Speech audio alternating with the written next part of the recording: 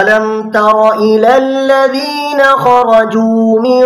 ديارهم وهم ألوف حذر الموت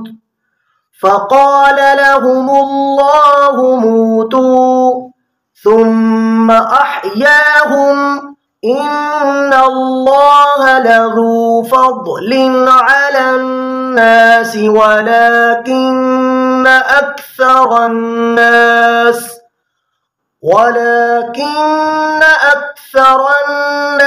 لا يشكرون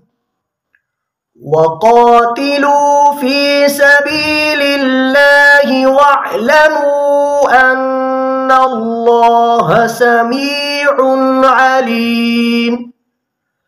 من ذا الذي يقرض الله قرضا حسنا فيضاعفه له أضعافا كثيرة والله يقبض ويبسط وإليه ترجعون.